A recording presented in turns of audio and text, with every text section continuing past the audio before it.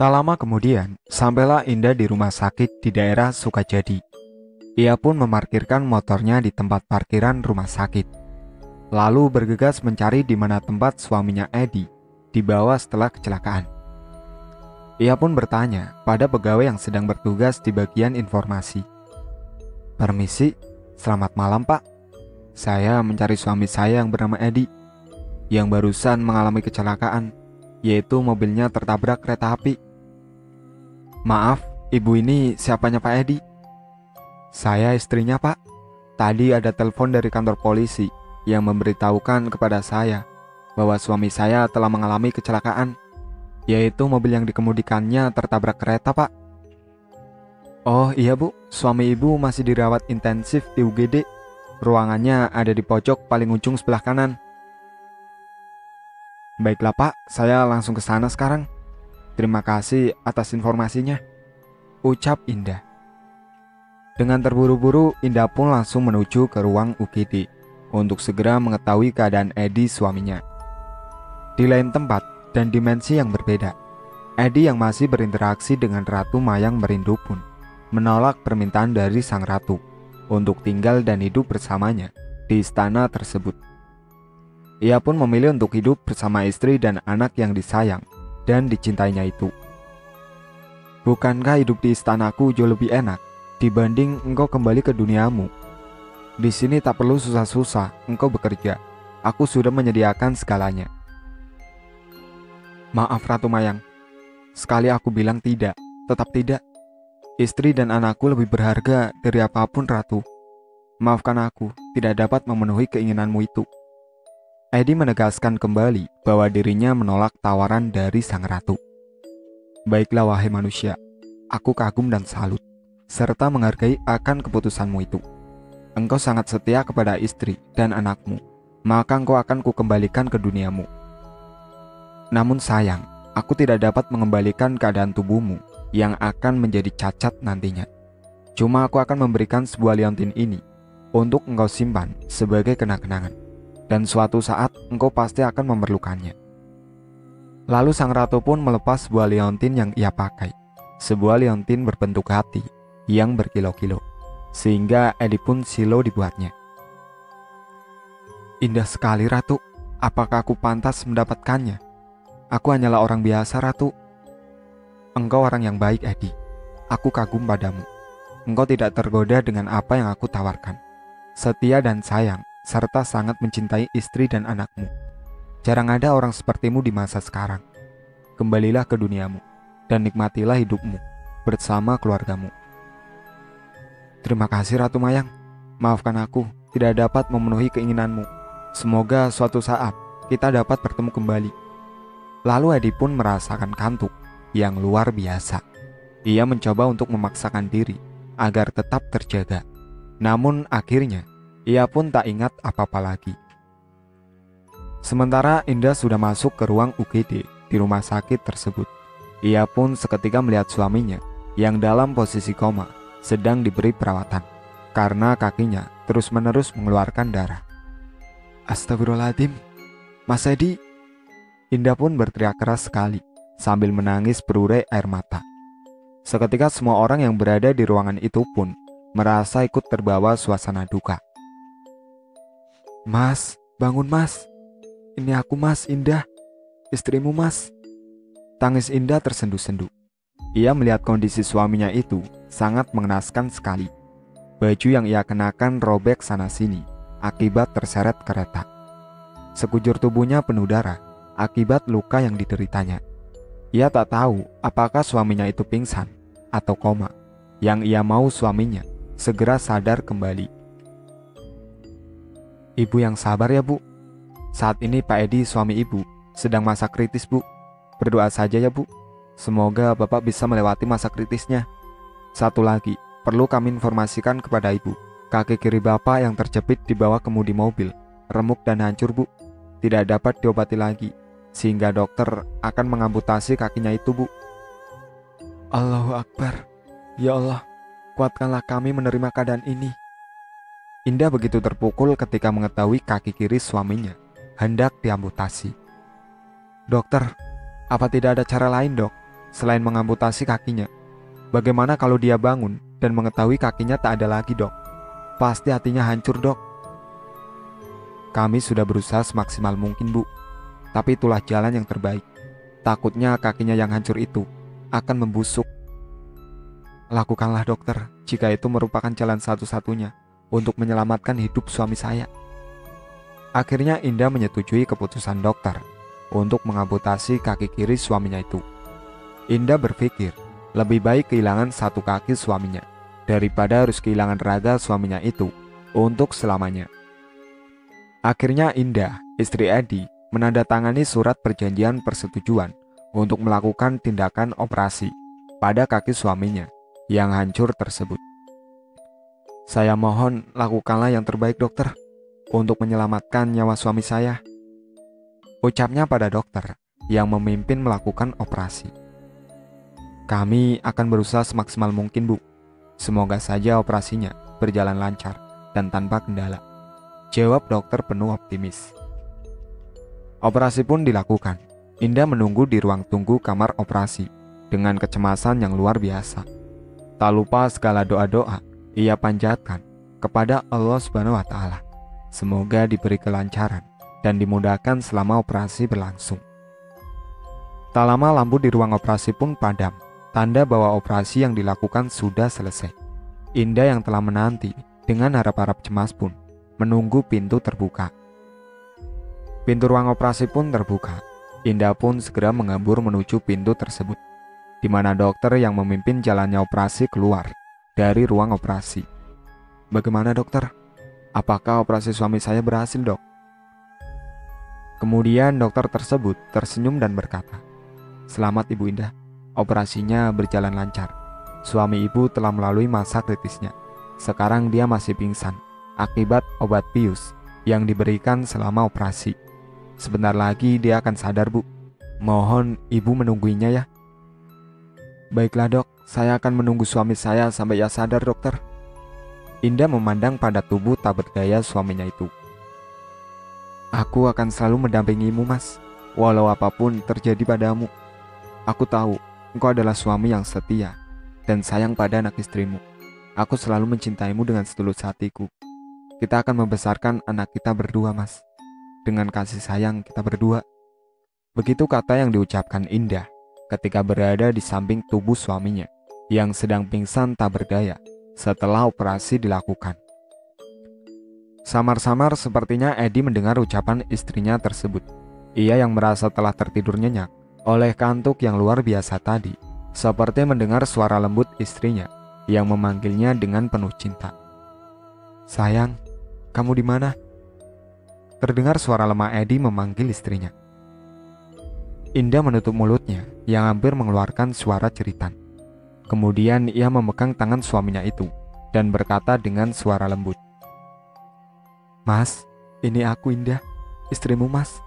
Bangun, Mas." Sepertinya tangan Edi mulai bergerak dan Indah langsung menggenggam jemari suaminya itu. "Bangun, Mas, kita pulang yuk. Si kecil menunggu kita di rumah. Kasihan dia, kangen sama kamu, Mas." Perlahan-lahan mata Edi pun membuka dan samar-samar ia melihat wajah cantik istrinya, Indah, yang selalu dirindukannya itu. "Sayang, Mas di mana? Kok kamu ada di sini? Kan Mas lagi kerja. Tinggal pulang ke rumah saja," tanya Edi suaminya. "Mas Edi, Mas mengalami kecelakaan, Mas. Mobil yang dikendarai Mas Edi terseret dan tertabrak kereta, Mas. Beruntung Mas Edi bisa selamat." Seketika ingatan dan memori di otak Edi sepertinya berlomba-lomba memberitahu petikan kejadian-kejadian malam itu saat detik-detik kecelakaan itu menimpanya. Dan tak sengaja matanya tertuju pada kakinya yang sedang dibalut perban. Kemudian ia mencoba menggerakkan kakinya itu. "Ah, sayang, kenapa kakiku tidak dapat digerakkan? Sedangkan yang satu bisa digerakkan, yang satu lagi kok tidak bisa. Apa yang terjadi?"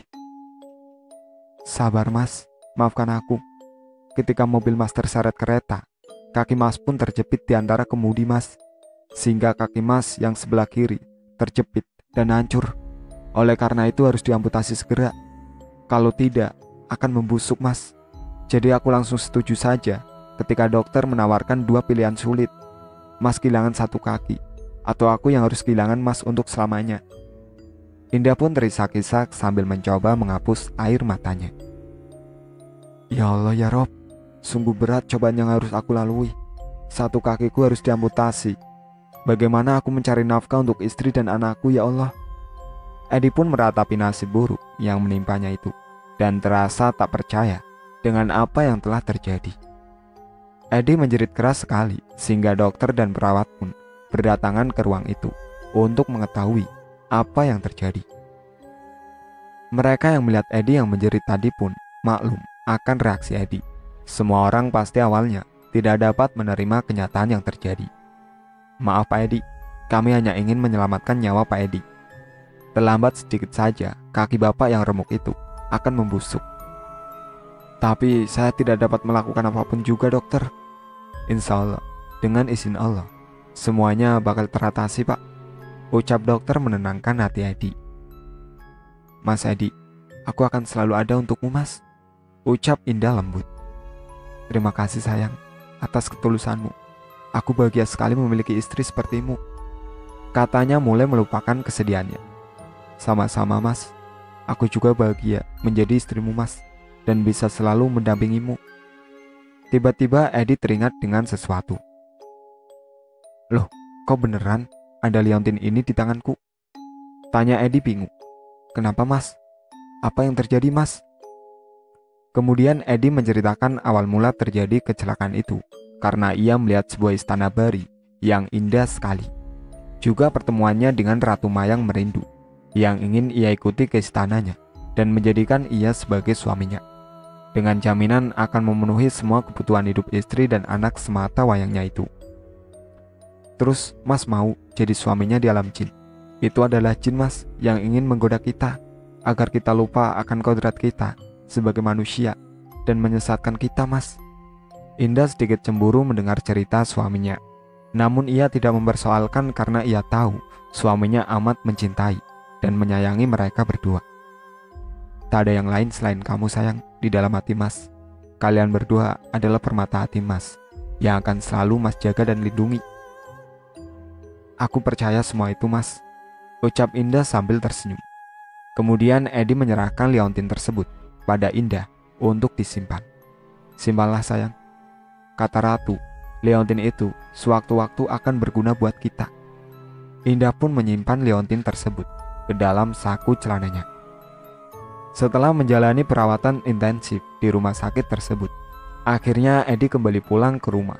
Segala biaya pengobatan ditanggung oleh perusahaan tempat ia bekerja. Karena merasa ia telah cacat dan tak dapat bekerja seperti dulu lagi, Edi pun mengundurkan diri di perusahaan tersebut. Sudah kamu pikir lagi Edi dengan keputusanmu itu? Apakah kamu tak akan menyesal nantinya? Karena zaman sekarang amat susah cari kerja, kata manajer perusahaan.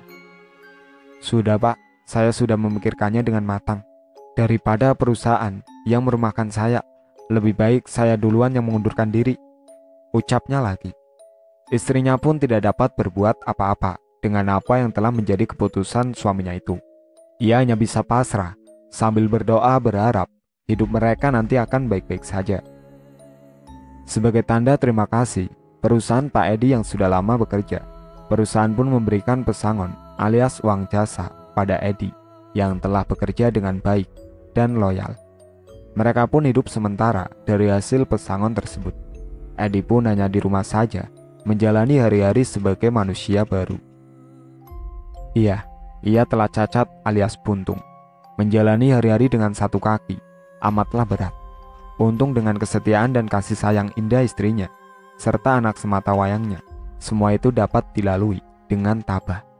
Sayang, sepertinya kita harus mempunyai usaha lain untuk menunjang kehidupan kita nanti, kata Edi suatu hari. Usaha apa Mas? Tanya Indah penasaran. Kamu ingat liontin yang Mas suruh simpan kemarin? Itu sepertinya adalah berlian yang mahal harganya. Coba kamu tanya di toko berlian di sana. Siapa tahu harganya mahal. Kita bisa usaha dengan hasil penjualan liontin tersebut. Baik Mas, nanti aku bawa ke toko berlian tersebut. Tak lama kemudian Indah membawa liontin tersebut ke toko berlian. Kemudian ia memperlihatkan leontin berwarna biru tersebut pada pemilik toko dan bertanya, "Maaf Pak, saya mau tanya, ini berlian atau perhiasan biasa ya?" Pemilik toko pun menerima leontin tersebut dan memeriksanya. "Wah, kenapa Pak?" tanya Indah heran. "Ibu dapat dari mana leontin ini, Bu?" tanyanya lagi. Indah tidak menceritakan itu dari mana, namun ia akui itu adalah pemberian ibunya. "Itu adalah leontin warisan turun-temurun Pak, mulai dari nenek ke ibu saya, dan akhirnya menjadi milik saya." "Menakjubkan Bu, ini adalah berlian langka Bu, indah sekali. Cahayanya gemerlap dan terang sekali. Juga hasil pembuatan yang halus sekali. Ibu mau menjualnya berapa Bu?" tanya pemilik toko. "Bapak sesuaikan saja harganya dengan barangnya Pak." Setelah tawar-menawar yang alot, maka disepakati harganya adalah 300 juta rupiah. Sebuah harga yang fantastis. Indah pun rasanya mau melompat-lompat kegirangan, saking gembiranya. Ia tidak menyangka ternyata benda itu adalah penyelamat hidup mereka. "Tunggu aku di rumah Mas, kamu pasti tidak percaya dengan apa yang kubawa," batinnya. Ia pun pulang ke rumah dengan rasa antara percaya dan tidak, sambil membawa satu tas penuh uang hasil dari penjualan berlian tersebut. "Terima kasih ya Allah, Engkau telah mendengar doa-doa hamba selama ini, sehingga kami mendapatkan anugerah yang luar biasa. Alhamdulillah wa syukurilah." Setibanya ia di rumah, ia menjerit-jerit memanggil suaminya itu. "Mas, Mas Edi." Edi yang sedang duduk di ruang tamu pun menjawab, "Iya sayang, aku di sini. Bagaimana hasilnya sayang?" "Kita berhasil Mas," katanya sambil memeluk Edi suaminya. "Leontin tersebut ternyata adalah berlian yang sangat mahal dan langka Mas. Ia kagum dan takjub dengan leontin tersebut," ucap Indah. "Dan tahu nggak Mas, berapa harga leontin tersebut kita jual Mas?" 300 juta Mas. Kita akan punya usaha Mas, hidup kita nggak akan susah lagi." "Ah, Ratu Mayang merindu. Benar katamu, suatu saat nanti leontin itu akan berguna. Terima kasih Ratu." Edi pun berterima kasih pada Ratu yang telah memberinya leontin tersebut. Setelah keduanya berkonsultasi, mereka sepakat akan membuka sebuah toko spare part alat-alat mobil. Mereka pun bekerja sama dengan perusahaan di mana Edi bekerja dulu. Alhamdulillah, hidup keduanya telah berkecukupan sekarang. Itu berkat kebaikan dan budi baik Edi selama ini. Walaupun cacat, ia dapat memenuhi kebutuhan istri dan anaknya dengan hasil dari toko tersebut. Bak kata pepatah, siapa menabur benih akan menuai hasilnya. Edi pun hidup bahagia bersama istri dan anaknya hingga akhir hayatnya. Itulah akhir cerita dari perlintasan rel kereta api tanpa palang pintu. Sekian dari saya. Wassalamualaikum warahmatullahi wabarakatuh.